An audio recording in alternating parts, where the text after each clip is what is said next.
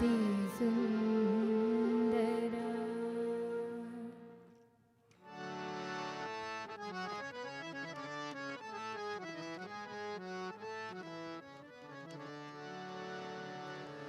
देव देवोत्तम दीन संरक्षक, दीन संरक्षक, देव देवोत्तम दीन संरक्षक, दीन संरक्षक, देवादिदेवा दयामया, देवादिदेवा दयामया, देवादिदेवा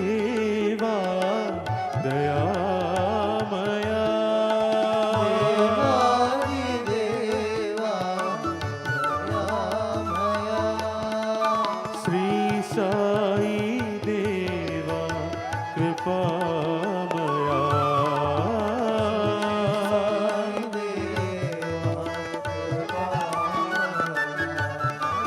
श्री साई देवा कृपामया,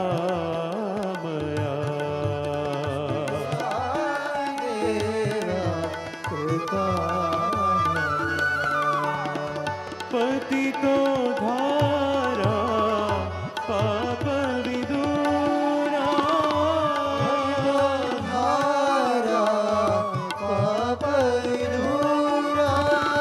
पतितो धारा पाप विदूरा,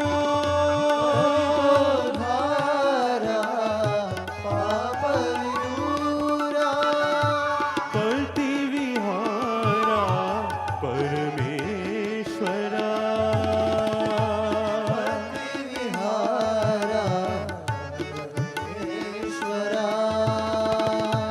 पति विहारा परमेश्वरा,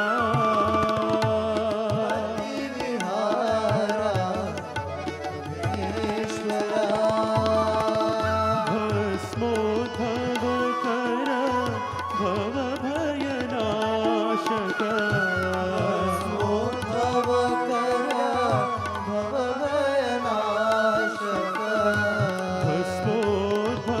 कर भव भयनाशक,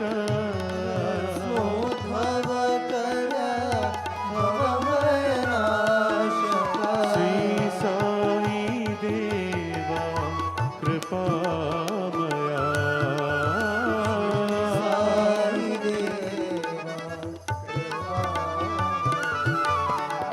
श्री साई देवा कृपामया,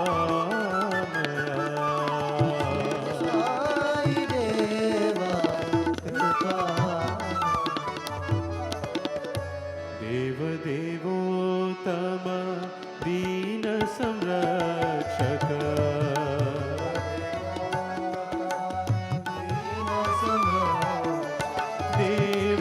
देवादिदेवा दयामया,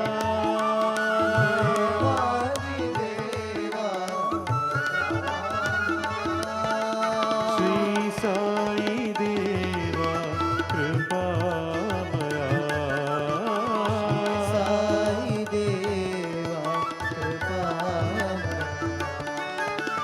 पतितो धारा पाप विदूरा,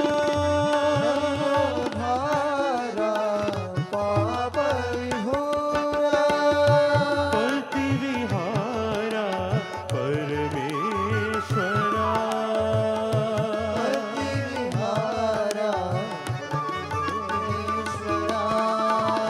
भस्मोद्भव कर भव भयनाशक,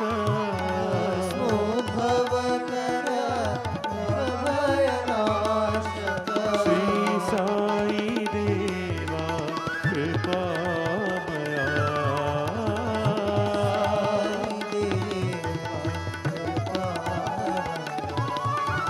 श्री साई देवा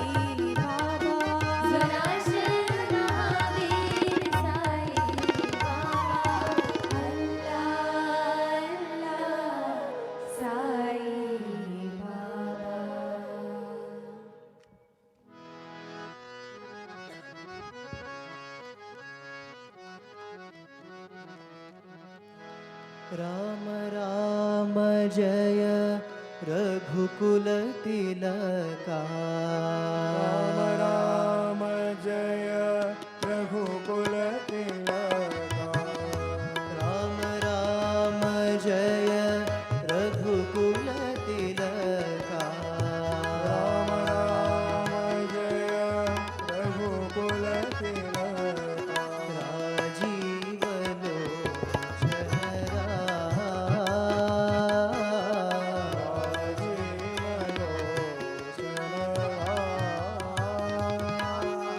राजीव लोचन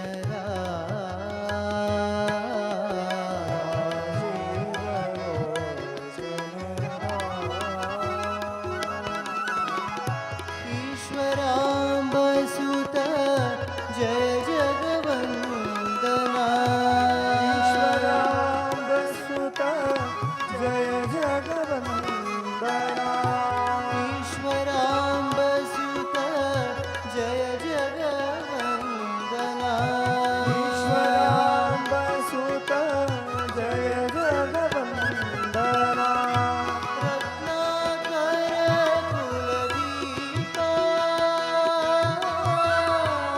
रत्नाकर कुलदीपा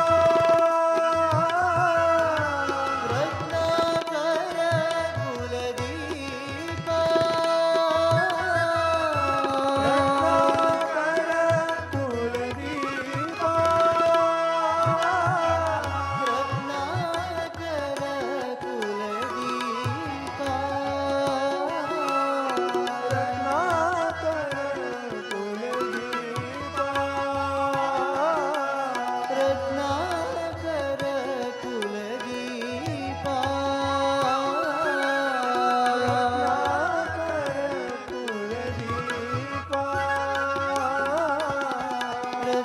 रत्नाकर कुलदीपा रत्नाकर कुलदीपा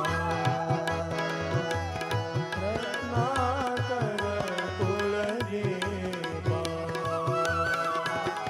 रत्नाकर कुलदीपा रत्नाकर कुलदीपा राम राम जय रघुकुल तिलका राम राम जय रघुकुल तिलका जीव लोचन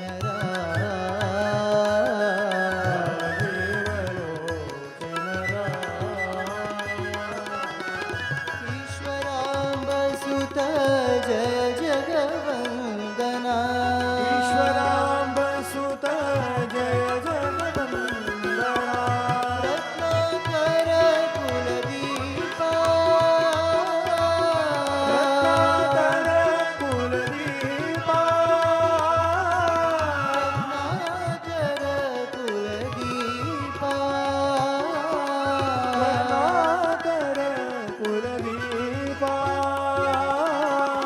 रत्नाकर कुलदीपा रत्नाकर कुलदीपा साई रत्नाकर कुलदीपा रत्नाकर कुलदीपा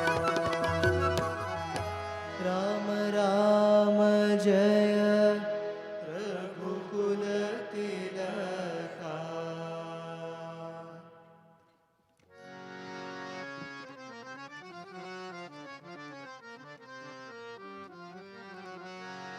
नंद के दुलारे यशोदा के प्यारे प्यारे यशोदा के प्यारे नंद के दुलारे यशोदा के प्यारे नंद के दुलारे यशोदा के प्यारे गोविंद मुरारे दिनों के सहारे गोविंद मुरारे दिनों के सहारे गोविंद मुरारे दिनों के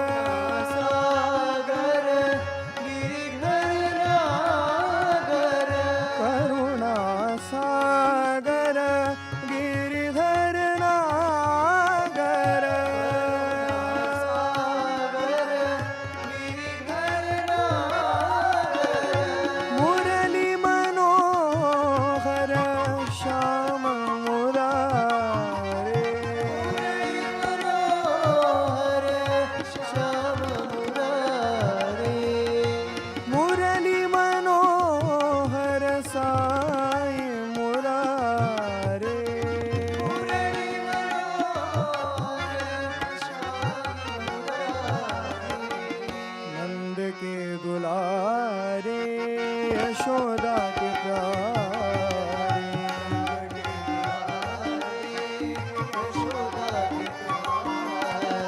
गोविंद मुरारे दिनों के सहारे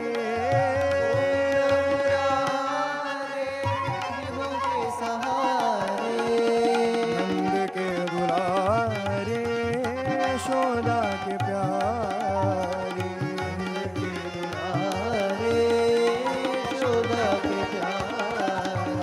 करुणा सागर गिरिधर नागर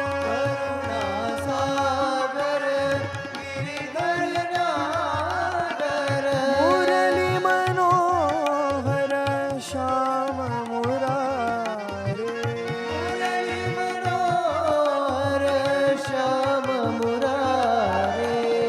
मुरली मनोहर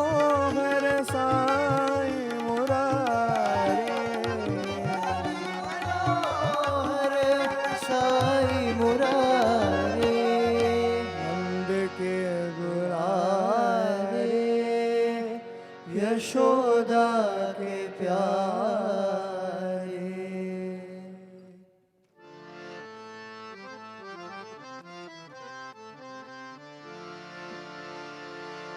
साक्षात परब्रह्म साई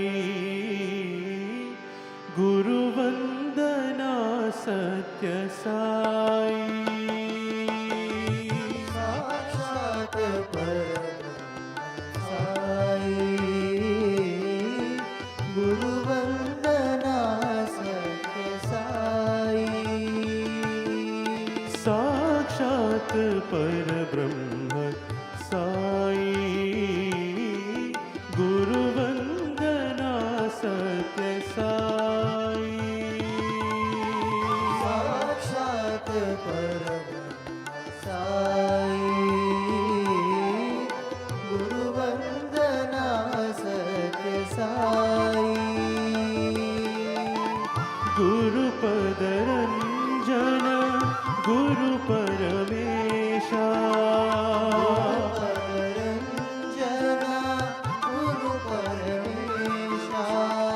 गुरु ब्रह्मा गुरु विष्णु महेशा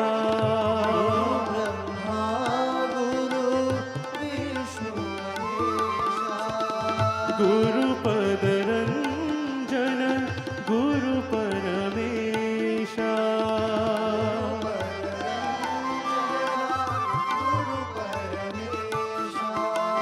गुरु ब्रह्मा गुरु विष्णु महेशा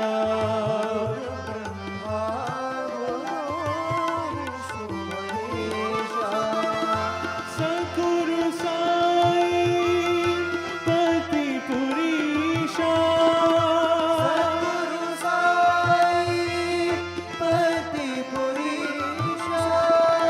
सद्गुरु साई पति पुरीशा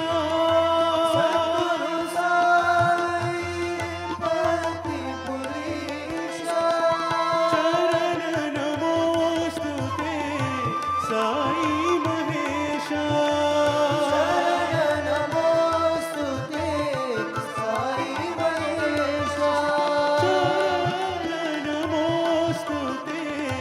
साई महेशा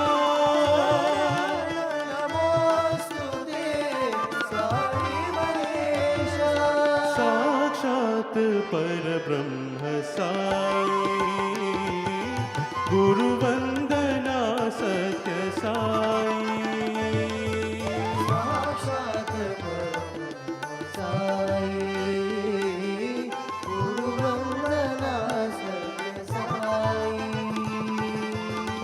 गुरुपद रंजन गुरु परमेशा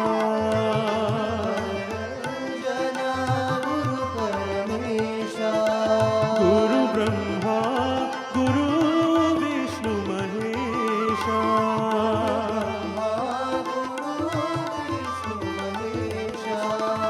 सद्गुरु साई पति पुरीशा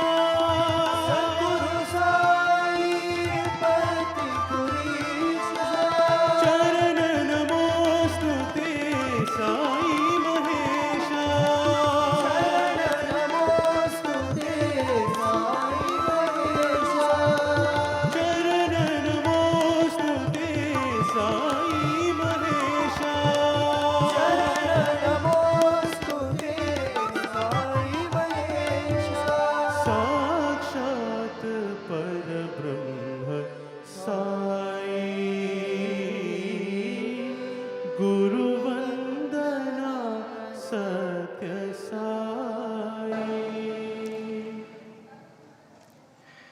Invoking the blessings of the Almighty, respected elders, distinguished guests, and participants from around the world, Sai Ram and good evening. Welcome to day 50 of One World, One Family World Cultural Festival here at Sathya Grama.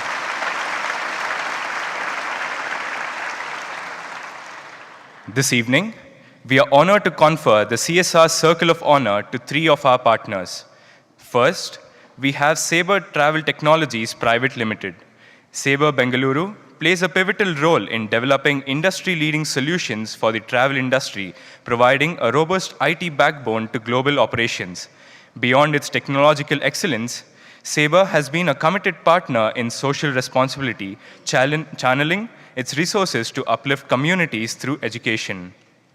Through its initiatives, Sabre has been supporting the education of our Gurukulam students via the Each One Educate One scholarship program and the medical education of Sri Madhusudan Sai Institute of Medical Sciences and Research students through the Each One Medical Educate One scholarship program for the past 2 years. This support has enabled deserving students to pursue their studies and achieve their dreams, thereby creating a lasting impact on their lives. Representing Sabre Technologies Private Limited, we welcome Mr. Sriram Gopal Swami, Vice President of Site Reliability Engineering, Sabre Bengaluru. We now invite Mr. Sriram Gopal Swami to kindly receive this honor.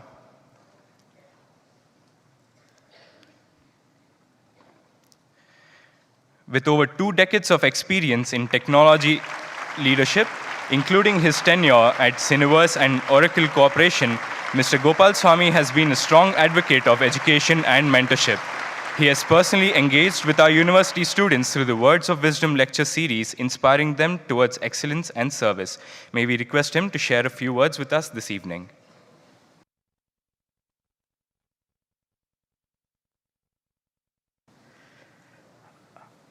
Good evening, everyone. Sai Ram, it's an absolute honor to receive this from Swami's hands today on behalf of my organization. Everyone from my organization is deeply integrated into this mission. Thank you for making us as a part of this great mission that Swami and all of you are trying to put together. For us to contribute in a small way to this massive mission that you're doing, whether it's the hospital, whether it's the education, running global centers and taking care of bringing all of us together and celebrating humanity and making sure that all of us are serving to the society that has given us so much is a true privilege, I feel. Thank you very much, Swamiji, RK and others for truly making us be a part of us to be a small contribution from our organization and from all of us, right? Not just money, but also a lot of people have come and thought and tried to move the mission forward. Thank you very much for this honor. Thank you very much.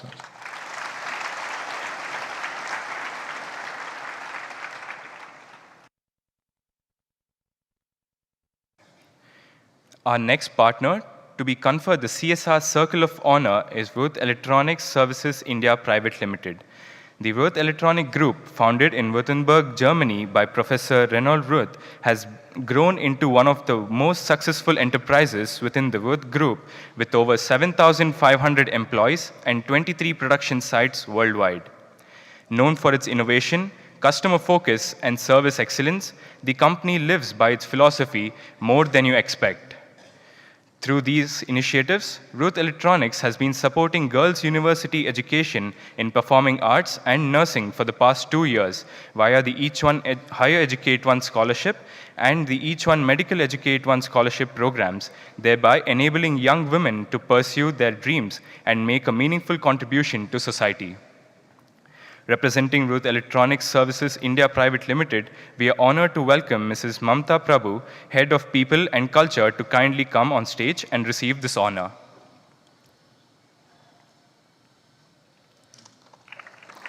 She brings over 28 years of experience in human relations and has been instrumental in leading the company's CSR initiatives across India.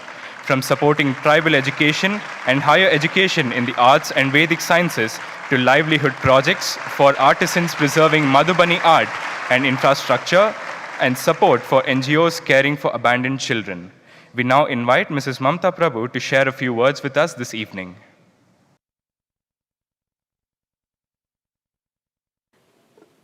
My pranams at the lotus feet of Sadhguru. Thank you for this evening. Thank you for making it so wonderful, Sadhguru. I would like to start with a small vachana.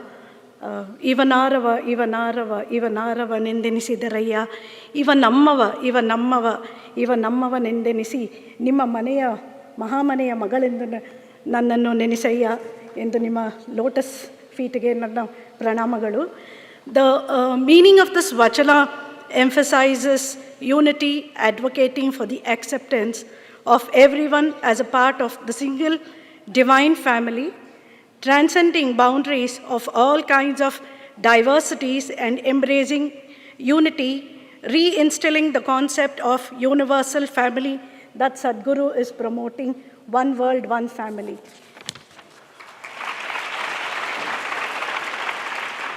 Our sincere thanks to Sadhguru for getting us today, honoring us with, for the kind of smallest activity that we are associated with. We are honored to receive such a great recognition, and this is true motivation, Sadhguru, for us. I would also like to thank Sunil, Narangji, Lakshmi sister, Krishna sister, the Vidya sisters, who are connecting to us time and again and making it possible for us to reach out. Sitting in corporate offices, it is not so easy to reach out, but their humble guidance is always getting us connected. My sincere thanks to all my leaders in my organization at Wurth Electronics, right from Professor Reinhold Wurth. I owe you that connection still, Sadhguru. It's in my mind. I'm trying my best to get that happen. Along with that, our CEO, Mr. Thomas Gass, our Vice President, Mr. Rob Sperring, and Management Team India.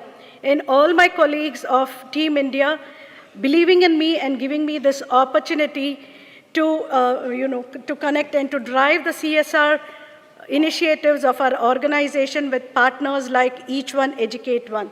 Thank you, Sadhguru. We would like to be continuing with our services along with you. Thank you. Thank you.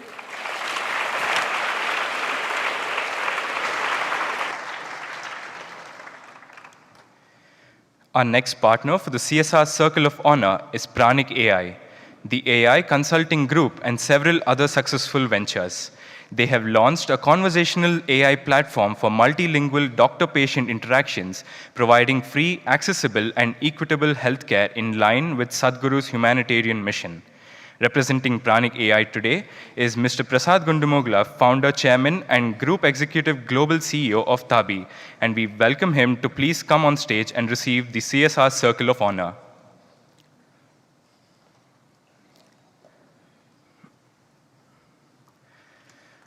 Mr. Prasad has facilitated free AI software for doctors at Sri Madhusudan Sai Institute of Medical Sciences and Research, and also for all the Sai Swasthya wellness centers across India, as well as other sister hospitals under the healthcare mission. This leverages AI to make healthcare affordable, efficient, and globally accessible. We invite Mr. Prasad to share a few words with us.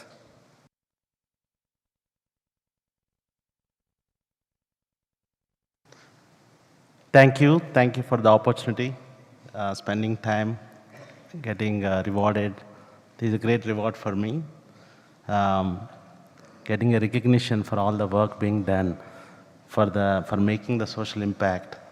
And I'm inspired and I'm humbled by Swamiji's vision of meeting 1 billion people. And maybe that's one of the reasons, me being a serial entrepreneur, living in US, and now I have become a social entrepreneur, and we wanted to touch the same thing, 1 billion people's lives, and making a big impact through our group of companies. And one of that is Pranik AI. That's our goal is to democratize the quality healthcare, and we want to touch the 1 billion people's lives. Of course, when we start this venture, we have taken the blessings and support of Sadhguruji, and with his support, we are able to roll our plans, it all happening very naturally, like a divine power coming and doing the things. And I really, really, thankful and grateful for everything happening and for this mission, for us to make it, an impact on the social at a scale, impact at a scale. And we also do the things at Arna as one of our micro entrepreneurs platform. We would like to make a 10 million micro entrepreneurs through our platform. And again, the blessings and thankfulness of reaching there. And, with all these initiatives, I hope that we would fulfill our vision being assigned to us.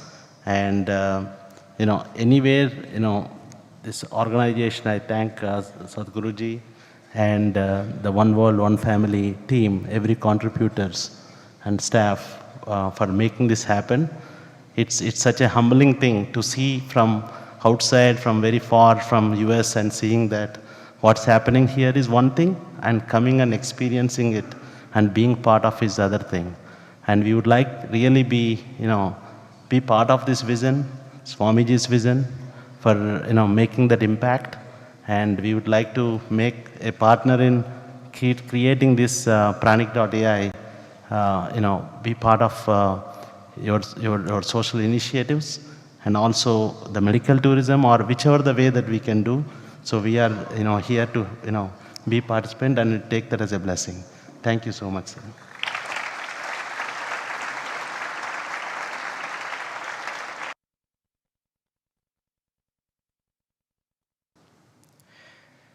Over the last 50 days, the world has traveled and arrived here at Sathya Sai Grama. From the picturesque nations of Europe to the soulful traditions of the Middle East and the natural heritage of Africa and Asia, 46 nations, spiritual leaders bringing in their profound, unique wisdom, performances of cultural and tradition come alive, uniting, inspiring, and enlightening us all on this wonderful confluence of the One World, One Family World Cultural Festival under the divine guidance of our Sadhguru Sri Madhusudan Sai.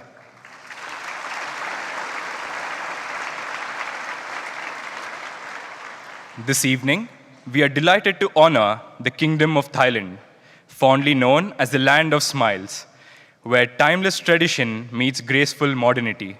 Nestled in the heart of Southeast Asia, Thailand stands as a land of beauty, spirituality, and resilience. With a glorious history dating back to the Sukhothai kingdom of the 13th century, often regarded as the dawn of Thai civilization, Thailand has flourished through the Ayutthaya and Ratanakosin periods, each leaving behind a legacy of art, architecture, and culture that continues to inspire the world. Remarkably, it remains as the only nation in Southeast Asia never to be colonized, symbolizing the strength, unity, and wisdom of its people. From the magnificent Grand Palace and the emerald spires of Wat Phra to tranquil temples of Chiang Mai and the pristine beaches of Phuket, Thailand radiates both serenity and splendor. Its cuisine, rich in flavor and balance, and its deep-rooted Buddhist ethos reflect a culture that values harmony, compassion, and respect for all life. Today, Thailand stands as a shining example of how ancient history and heritage and modern progress can coexist, a nation that celebrates peace, creativity, and the spirit of one world, one family. This evening, we are honored to present the One World, One Family Humanitarian Award to the category of Women and Child Welfare to Ms. Ananda Devamala, founder and manager of the Banunbrag Foundation of Shanklaburi, Thailand. For decades, Ms. Devamala has devoted her life to providing shelter, food, medicine, education, and above all, love to children and families most in need. Her work is guided by a vision of a cosmic family where divisions of selfishness and materialism give way to compassion, unity, and selfless service. Beyond her work in Thailand, she led a major earthquake relief effort in Myanmar, serving 20,000 people with emergency aid, and later rebuilding homes, toilets, and schools to ensure a safe and nurturing environment for children. Her compassion is exemplified in the story of Kushma, a baby abandoned with HIV who found a home in Banunrak, grew healthy against all odds, and is today a wife, mother, and a mentor to younger children. Mrs. Devamala's life is a shining example of resilience, selfless service, and dream of one world, one family. We are deeply honored to welcome Ms. Ananda Devamala to receive this award and share a few words with us this evening.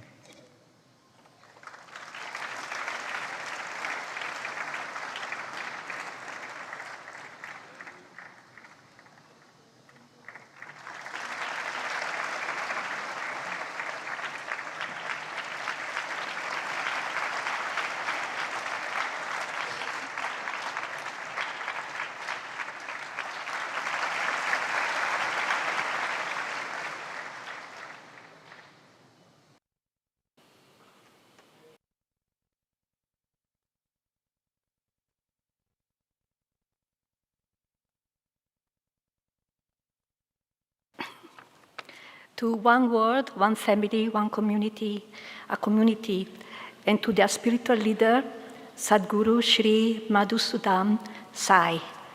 Thank you for the honor bestowed upon me. I am deeply humble and so appreciative to receive this humanitarian aid award. This honor is for the spirit of unity that we all share. For as long as I can remember, I had a vision from my early childhood to help bring about human harmony.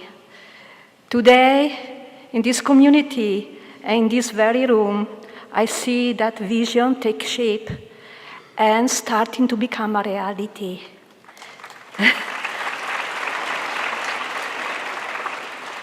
The idea of one world, one family is more than a beautiful thought.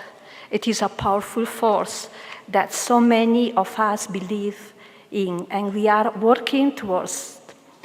Thank you for your love, for showing that this unity is truly possible. Thank you.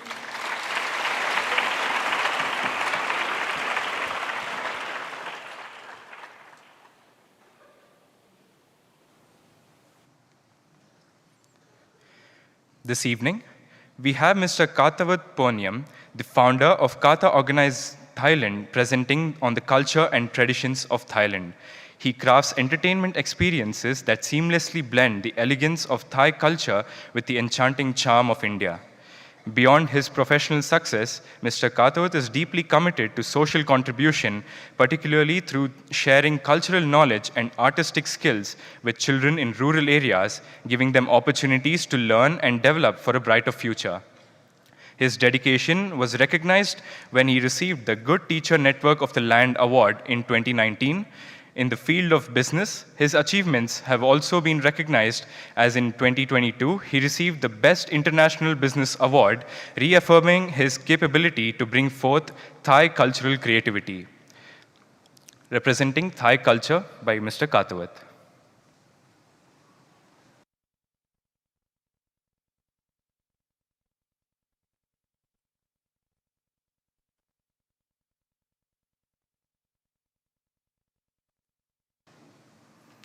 Good evening, everyone. สวัสดีครับ We offer our humble gratitude to Sadhguru Sai for this opportunity. Today, we warmly welcome you to explore the beautiful country kingdom of Thailand. As part of the One World, One Family World Culture Festival, where we will celebrate unity. The Kingdom of Thailand is a beautiful country in Southeast Asia, sharing border with Myanmar, Laos, Cambodia, and Malaysia. It is known as the land of smile because of kindness of its people. It had a population of around 71 million people. The capital city is Bangkok, which the local people call Kruntep, translated as the city of angels. Thailand has a tropical climate with hot summer and rainy monsoon season. The currency is a Thai baht. 1 Indian rupee is about 0.43 Thai baht. The official language is Thai. The Grand Parade in Bangkok shine with Golden Temple and security. Wat Arun, the Temple of Dawn stand carefully by the Chao Phraya River.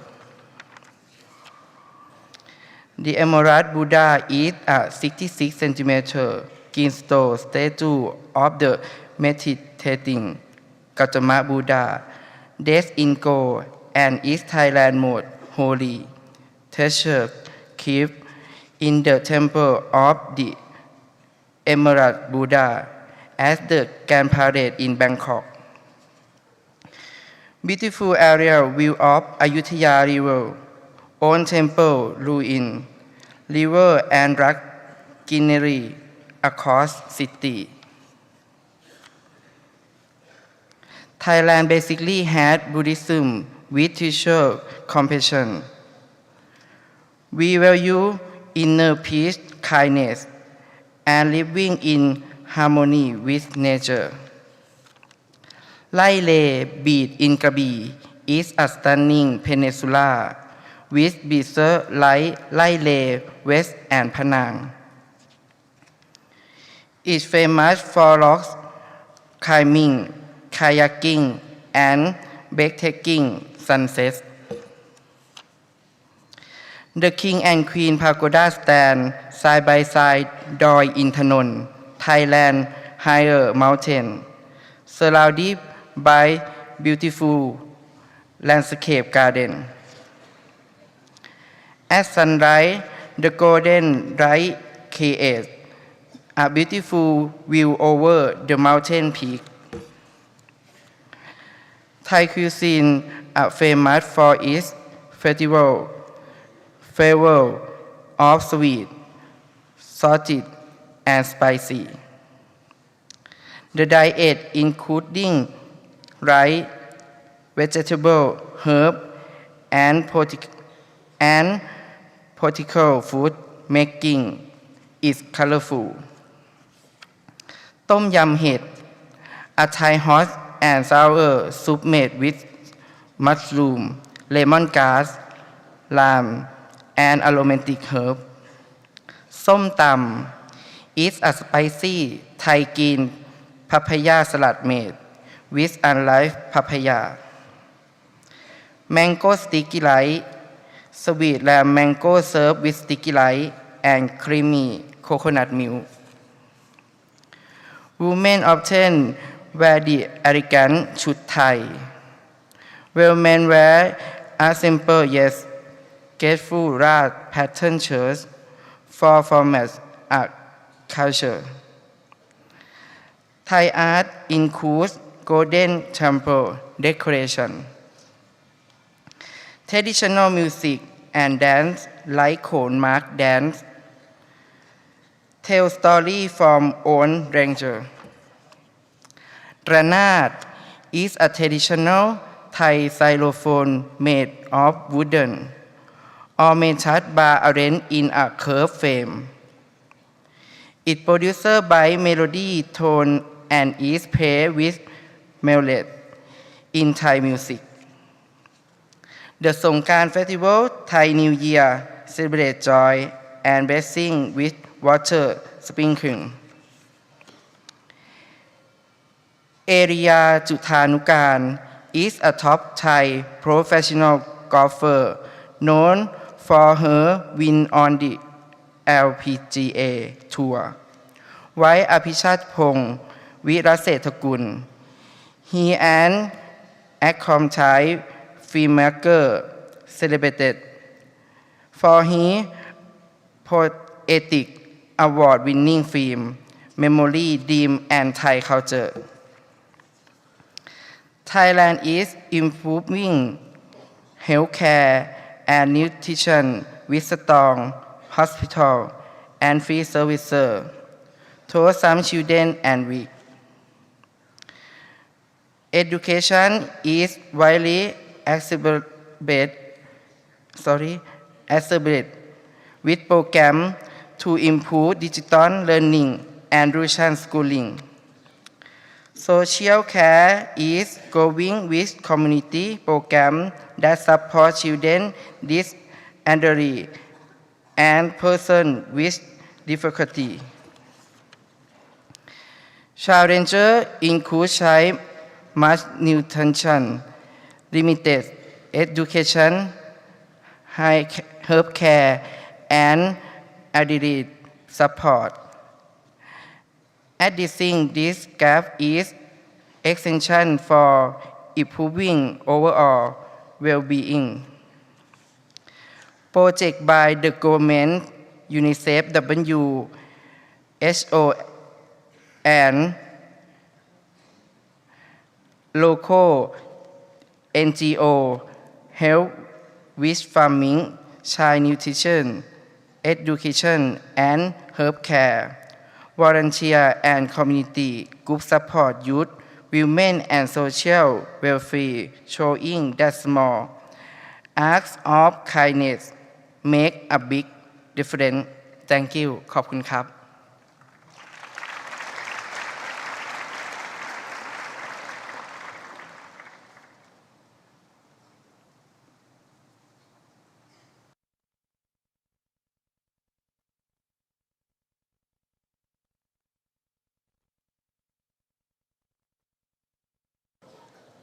We will now have a short video presentation showcasing service initiatives being carried out by our volunteers in Thailand.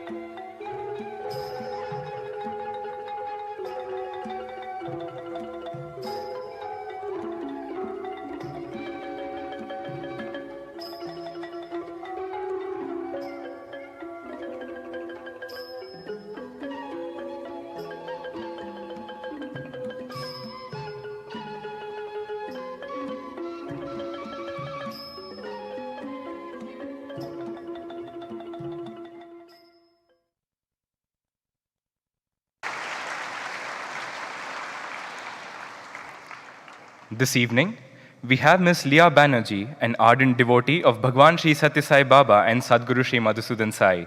Born and brought up in India, she moved to Bangkok in 1999 after completing her degree in chemical engineering from Jadavpur University, Kolkata, West Bengal.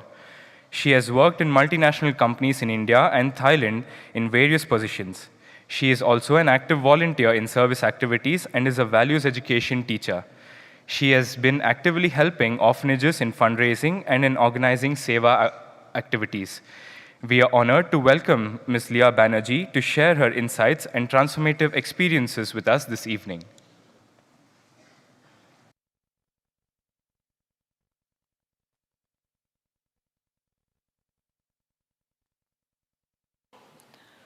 Offering my most humble pranams at the lotus feet of Bhagavan Sri Sathya Sai Baba, humble salutations to our revered Sadguru Sri Madhusudan Sai, esteemed guests, dear brothers and sisters, staff and students, and all those watching us live this evening, loving Sai Ram to all, and Swadikha.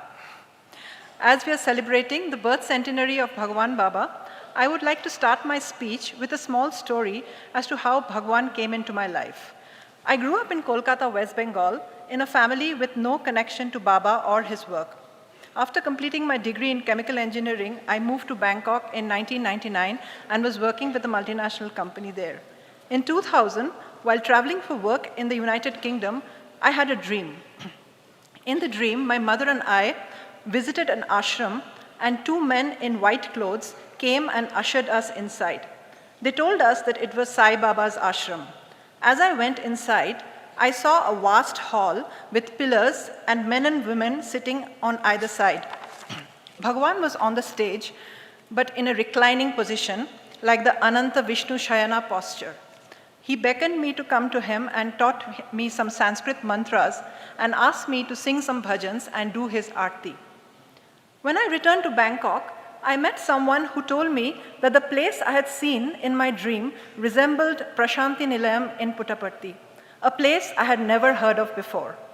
Out of curiosity, I began attending bhajans at the Sai Center in Bangkok and started reading Sai literature. 9 years later, in 2009, I finally traveled to Puttaparthi and realized that it was exactly the place I had seen in my dream. Another turning point came in 2007. A friend asked if I had baby clothes to donate. I was a new mother at that time. My children were small, so of course I had a lot of stuff to donate. They were for an Italian woman running a home for children in Sanklaburi on the Thai-Myanmar border. That woman was Didi Devmala, and meeting her changed my path. I grew up in Kolkata, but never had the good fortune of meeting Mother Teresa, who founded the Missionaries of Charity there.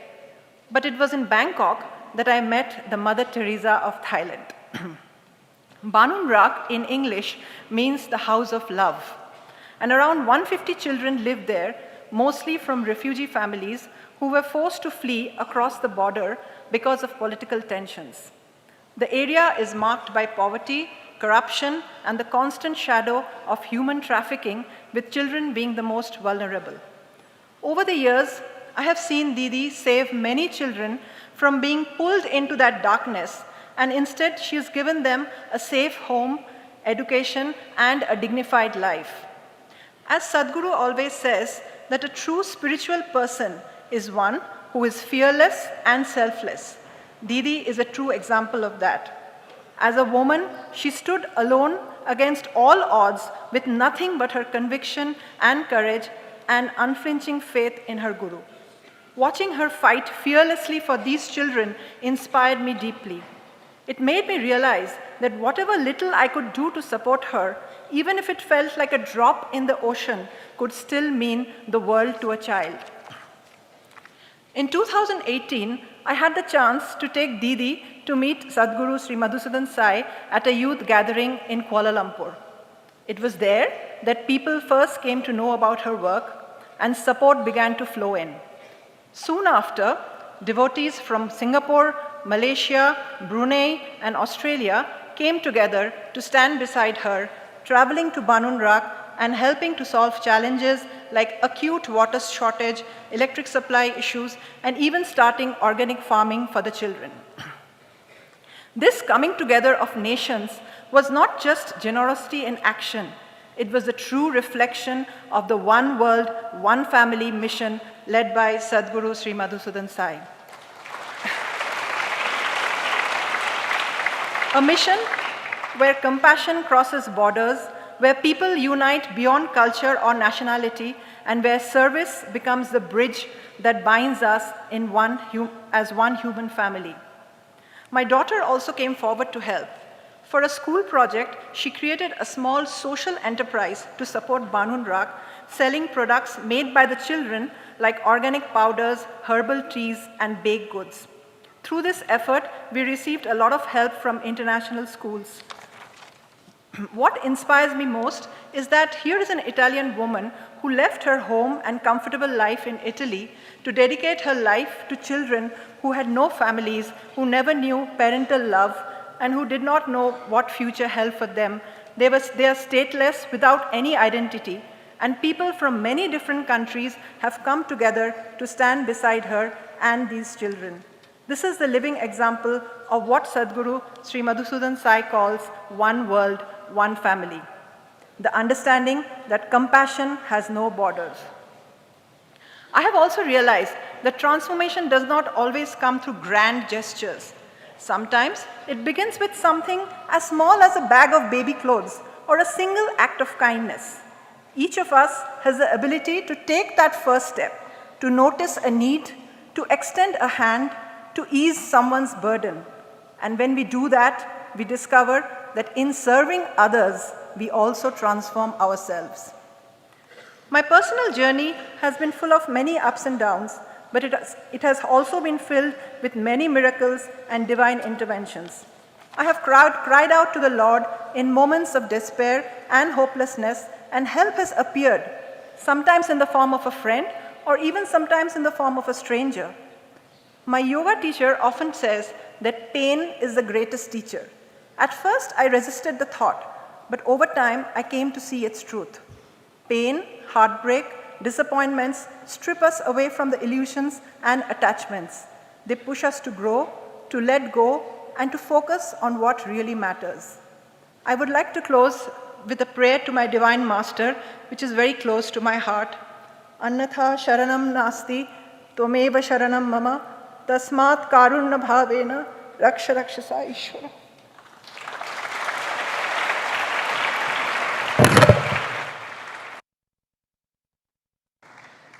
May we now pray to Sadhguru for his benedictory message this evening.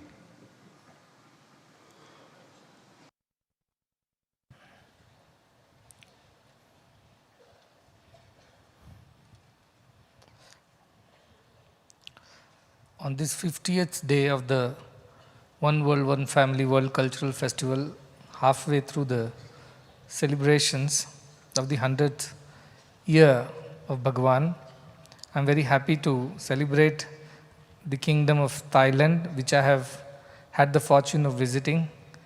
Beautiful country, beautiful people, and beautiful cuisine.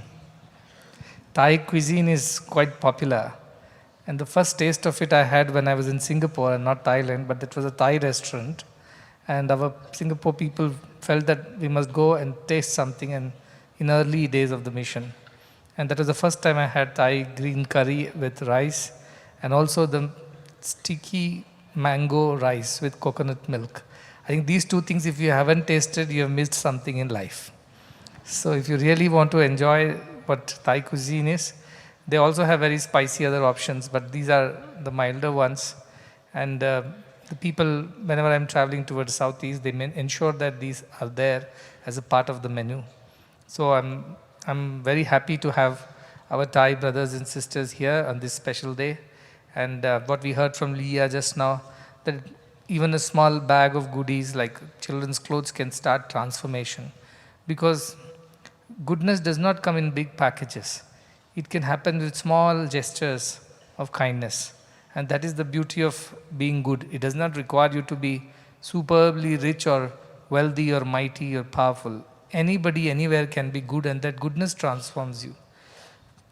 We also celebrated the contributions of Sister Ananda Devmala, whom I met for a short while in Singapore, Kuala Lumpur, and then again I met in Thailand. They are looking after many orphans who have no home, no refuge, and they are the only hope for so many of those children who are torn by broken families or loss of parents, or because of the war and the other strife that goes on at the border of Myanmar and Thailand. We all know that in the recent times also there have been a lot of rift there, and a lot of people got displaced and lost their homes and families. But here they are quietly working, doing their bit for God. So these are the people who inspire us every day.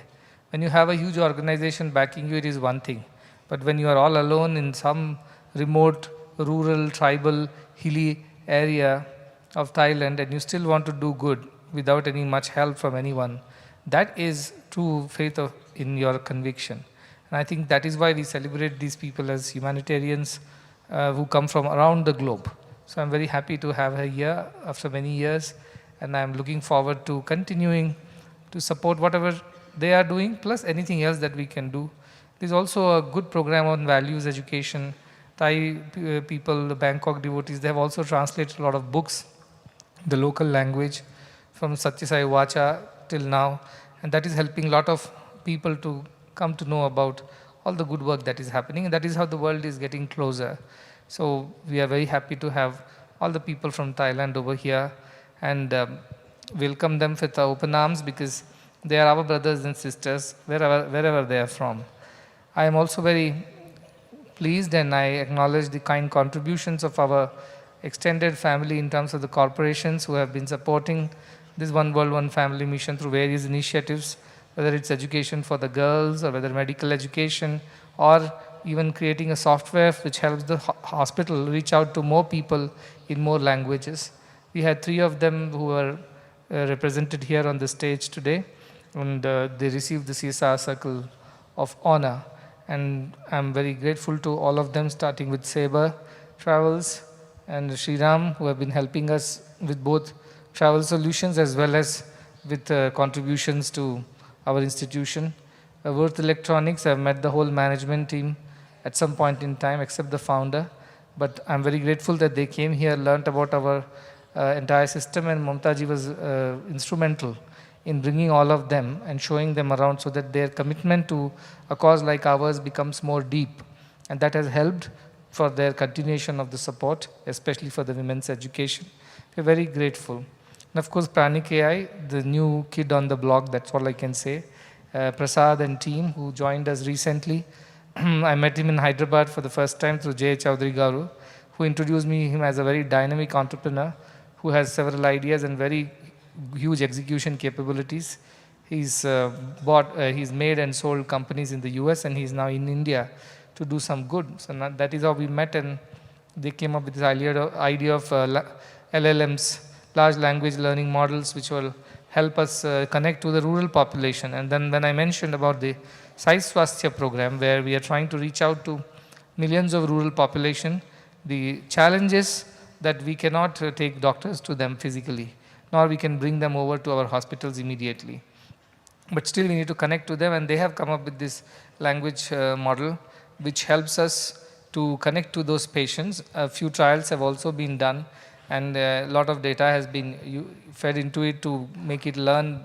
And even a study was done where a doctor of our institution and this AI software, both of them diagnosed the patient, and both of them recommend the treatment protocol and the medicines, and 95% it matched.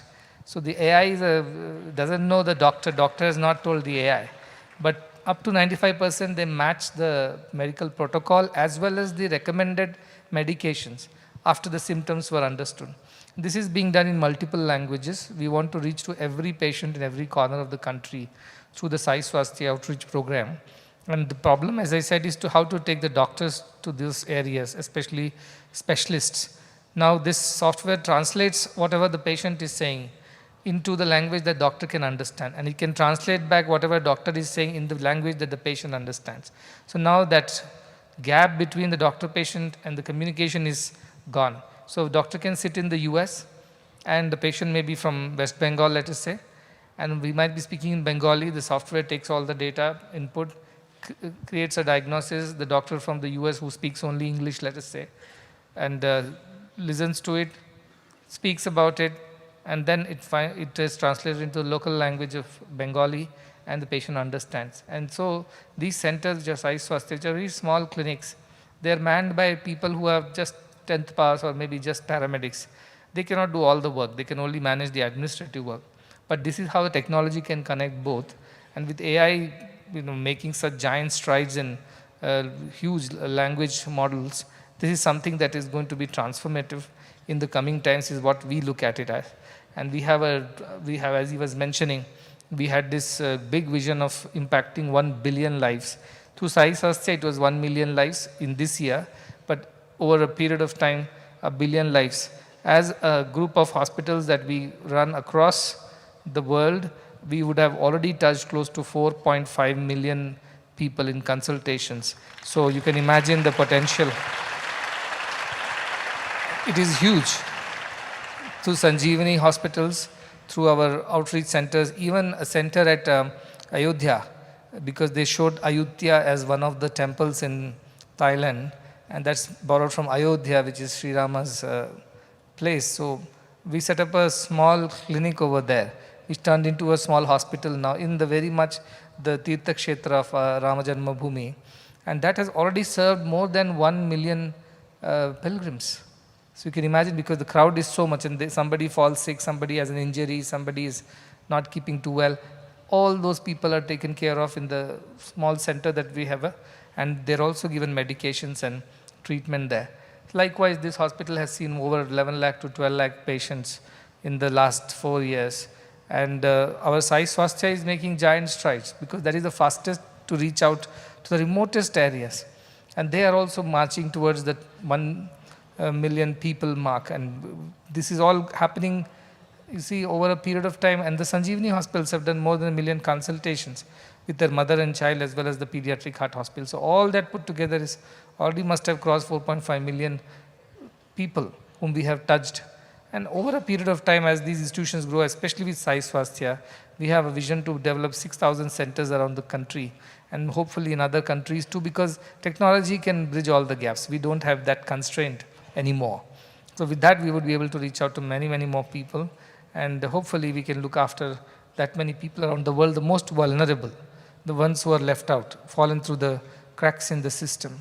And technology will help us bridge the gap. So that is where we are looking at working together for the Pranik AI and the like-minded organizations from around the world. I am a big believer in good humane technology, the technology which helps us become more humane, which helps us serve humanity better. I think that is the kind of technology the world needs right now.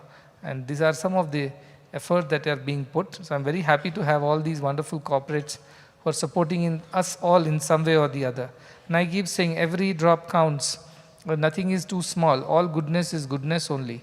There's nothing called quantity of goodness. It's the quality of goodness that matters. And that is why when she was mentioning the Mother Teresa of Thailand is how Ananda Devmalaji is known to everybody. Likewise, the Mother Teresa of India in Kolkata, who did these acts of charity and looked after the vulnerable and the weak. And as I mentioned the other day, that she did not believe in big good things. She said, anything done, it is not about doing great things. It's about doing small things with great love. That is how she said. So I think this love is the key that makes any goodness become transformative. And that is what we are trying to do. So I'm very happy to have all of them over here. We have our venerable monks from Thailand who spoke to you also this morning. And of course from yesterday from Vietnam also. And I welcome all of them, because when we are one family, everybody is a part of the family. I always say in a family also there are disagreements and disputes. Who does not have problems? In a family also 4 people born of the same mother also think in 4 different ways. So it's a part of life, but it is not about focusing on what is not same between us. It's rather focusing on what can unite us and not what can divide us. At the end of the day, we are still a family, and we have obligations towards each other, an obligation of love to look after each other. Maybe I'll close with this small incident.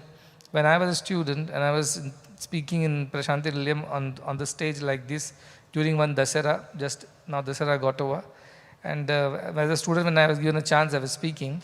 But previously, the previous day, there was another speaker who had spoken, and Bhagavan was very unhappy with this speech. And in the speech, it is our general, usual way of saying brothers and sisters. And Bhagavan somehow took a lot of offense about that one statement, because he felt it was made very loosely without any spirit in it. And in his discourse, he gave left, right, and center to the people, saying that, people speak here, brothers and sisters, but do they really mean? They don't mean at all. What's the point in having empty words of brothers and sisters? Brothers and sisters become a rhetoric. Nobody really cares for it. There is no soul in it. And it went on and on. The whole discourse went like that. So the next day it was decided that we must be careful with the words that we choose. And so the teacher who was to speak and two of us were to speak. So the teacher called me and told, what shall we do? We better not use the word brothers and sisters, because he is not going to like it, because yesterday only he has been very upset with it. I said, yes, we should not take that risk. Let us find some other way of addressing the audience. So he decided upon something like, I think, members of the Sai family or something like that. And I also thought of something like, children of Sathya Sai or something like that. So we did not want to call directly brothers and sisters, but we meant the same nevertheless. Anyway, his speech got over, and then my speech got over. And I thought we had fared well, in not provoking Bhagavan about all these things. But when he got up, this discourse was worse than the previous day. And he was thundering, saying, such useless people have gathered around me who have no faith in their words. Yesterday I said, why do you use brothers and sisters when you don't mean it? And today they did not use at all. This shows the kind of people I have. They have no faith in me, in the words that I have taught them, in the teachings of mine. They should rather today, should have used brothers and sisters with conviction that they are brothers and sisters, and instead of avoiding speaking about it altogether. That was a great lesson. And of course, he went on and on for quite some time. The whole discourse was like that. It was quite a difficult discourse to swallow for us, especially for me, because he did not mention the teacher in particular, but he actually caught hold of me. And the whole discourse was about how bad our students are and how they haven't learnt anything in all these years, and they do not have any conviction about whatever I teach. What's the use of such people? And go on and on, so 1 hour. And I was sitting right behind, and you can imagine, I felt like I should disappear. But that is how it was. But then I learnt a great lesson. How hurt and I don't know how bad he felt that his students do not really have faith in whatever they are learning. They really don't believe they're brothers and sisters. If they really believed, why should they avoid speaking about it on the stage? They should have spoken as well. They should have spoken with conviction. That was his hurt. And that I learned as a big lesson, that you better mean what you say and say what you mean, and no mixing the two. More importantly, what we are learning here, when we say we are brothers and sisters, mean it from your heart. And be ready, not just mean it as a nice gesture, as a nice way to address each other, but to believe in it. To believe that you are truly brothers and sisters, it means you are there for each other in times of need. That is important.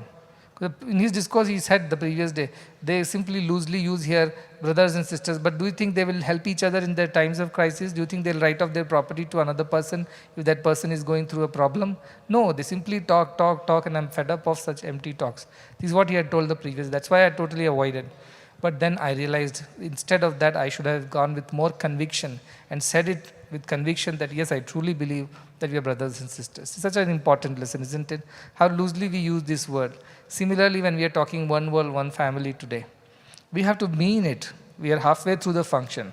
And if this is not still a part of our life, it's not our second nature, to believe that we truly are brothers and sisters, then these functions are just superficial. They mean nothing. Then, as I said, what Bhagavan told that day, that you don't mean it, then don't say it, and then we will become such fools who will stop saying it because we don't believe in it. But here I really insist that everybody believes in it.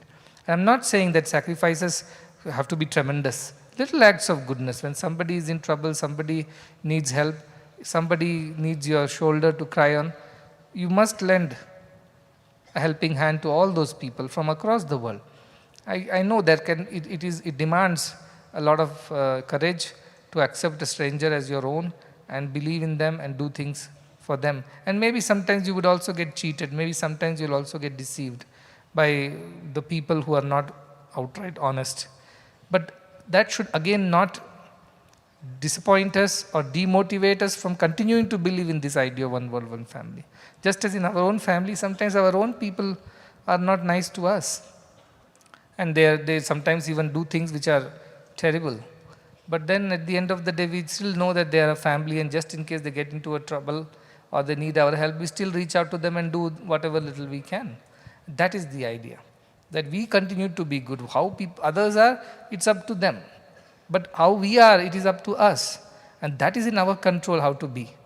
How can we be? I think that idea of one world, one family is borrowed from that great ancient Indian idea that become broad-minded, rather broad-hearted, so that you can include everybody into your family and you are willing to do whatever you can in your capacity for each other.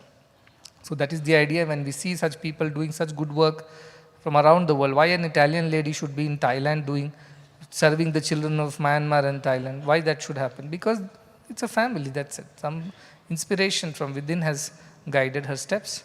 So also so many people whom we have met over the last many days, each of them are doing something or the other, which is wonderful. Which is wonderful, and they truly live the spirit. Sometimes, we sit under the lamp and we are in the darkness. That's what Bhagavan used to say, that you people are too close. And sometimes you don't even realize the magnificence of this avatar. You are too close. You are not able to see the entirety of this great avatar. And it is true. It is true. I have seen people right under his nose, not able to understand what he's saying, not able to believe in his message, not able to work or practice it accordingly. But they are nevertheless around, because some Purva Janma Sukrutam is there, Prapti is there, they are enjoying that proximity. But they are not growing, they are not improving, they are not believing.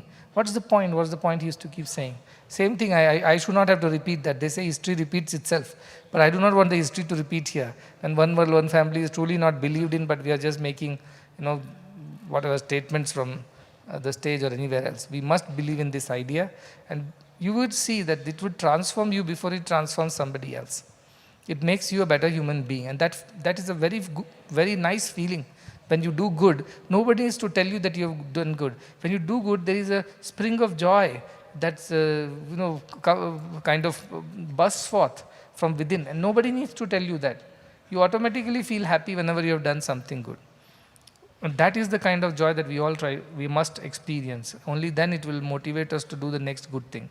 And nobody needs to acknowledge, reward and recognize us. But these recognitions are there for others to remember such people, to bring them on stage and let them be shown to all the people and let others get inspired. For that sake, these awards and other things are done. Otherwise, they will anyway do the good work. Even if we don't give them an award, they will continue to do good because they are not dependent. Their goodness is not dependent on recognitions and rewards. That kind of goodness alone can change the world. So keep doing good. That is the message of one world, one family. Good to each other, unconditional good to each other in the spirit of a family. May this, now we are, as I say, halfway through 50 days. Everything has happened by Bhagavan's grace. Everything has happened smoothly. There were challenges, but not even one day we had to cancel or postpone or change the program. It just went smoothly. Even I know that some people from Thailand could not get visa. They could not come, but some others got. So they are here nevertheless. So some or the other, whoever is meant to be, they come here and do the right thing. So this will go on. It's divinely designed and ordained. But nevertheless, at this juncture of halfway mark, I want to acknowledge the contributions made by everyone, especially the organizing team, the entire infrastructure management team, the guest management team, who are responsible for the smooth functioning of the entire program. To all of them, a lot of blessings, and blessings to the volunteers. I met all of them there. They're mostly parents of our children. They had come for the Dasara volunteer service, and they all helped. And many of them have changed and transformed. The students tell me that their parents have changed after coming here. And some of them were telling me, even when I was walking, that my husband was not believing in anything, he was not coming. But because you made it compulsory, he came half-hearted to do service, and now he's transformed. He wants to come again and again. I said, that is what goodness can do. So people transform. People get transformed when they do good to others. That is the idea why I forced parents also to do good, because they otherwise would not come and do any good. So when they do good, they get transformed. And that's good for them, isn't it? It's good for the world, of course, but first it's good for them and their family. That is how goodness is very infectious. And goodness begets goodness. Person becomes better. So keep doing good. That is the message. Now we look forward to the evening presentation by the Thailand team. In a short while, I'll come back again.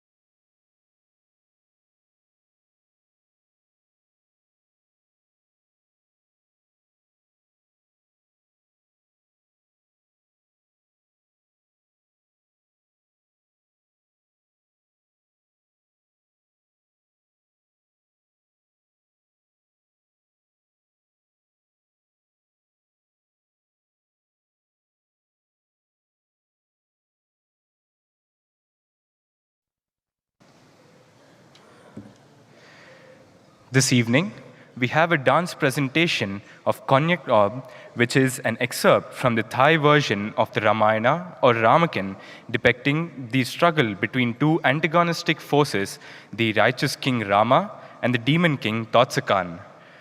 The story says that in the past life, the righteous king Rama and the demon king Totsakan fought in the heaven and were reborn on earth. Rama is assisted by his soldiers, which are mythical half-man, half-animal, including the most popular male character, Hanuman, the monkey king, monkey warrior. The dance will depict the story of Rama and Totsakan, concluding with a lengthy battle bringing the victory of good over evil and defeat of Totsakan. Presenting this evening, the Khon dance from Thailand.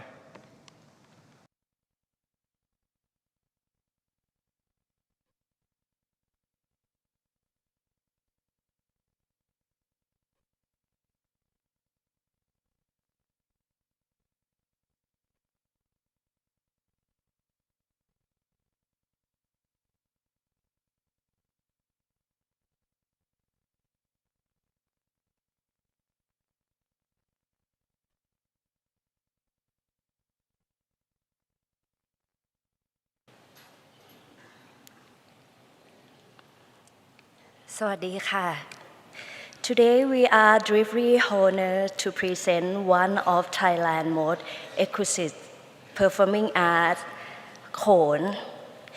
This art form takes inspiration from great Indian epic, the Ramayana, brought to life through the graceful and refined movement of our performers. Internationally, Thai Khon has been recognized as a culture treasure of the world in 2018. UNESCO inscribed Khon on the representative list of the intangible culture heritage of humanity, a true honor for the Thai nation.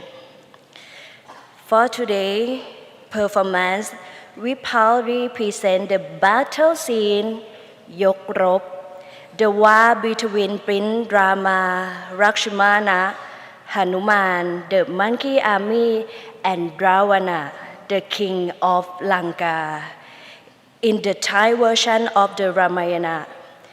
This scene combines delicate dance, combat choreography, and acrobatic performation, beginning with the inspection from the army and rising to the dramatic character on the battlefield.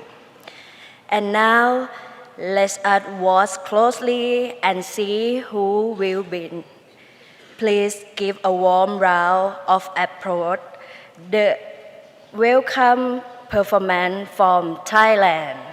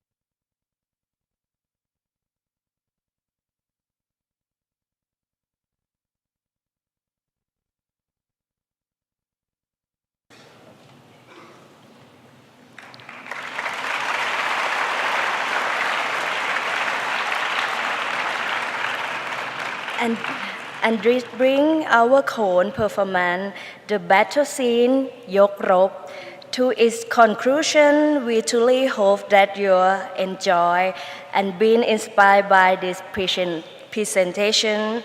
On behalf of the people of Thailand, we are deeply honored to share the timeless beauty of our culture on this grand stage of One World, One Family. With our heartfelt gratitude, we would like to say thank you and ขอบคุณค่ะ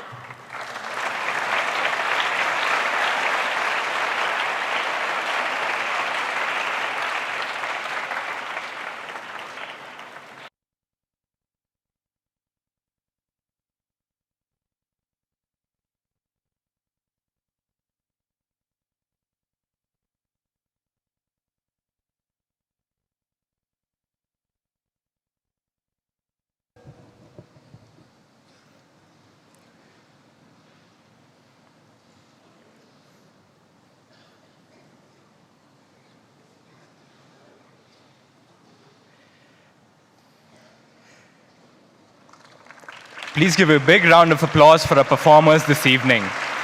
We have with us Mr. Kathuvat Ponyam, Manager, Mr. Gauravit Visungre, Mr. Adisak Nadasong, Mr. Supavit Uttapam, Mr. Tapanan Saikit, Mr. Uttavit Anavek, Mr. Panavat Thongfube, choreographers, Mrs. Uttampan Laiprikon, Mr. Yosiri Kandit. Costumes by Mr. Choknan Chatong.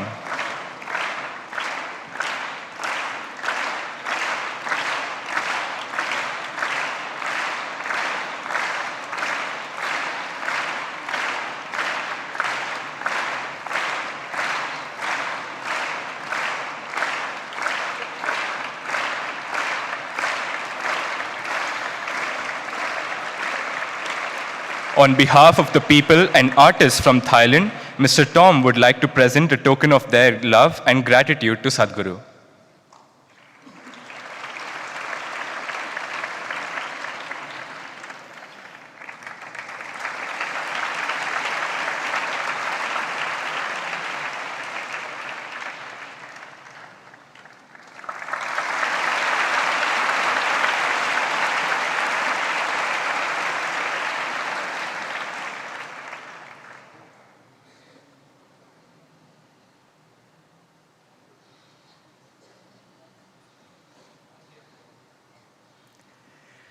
We will conclude this session with the national anthem of Thailand, followed by the national anthem of India.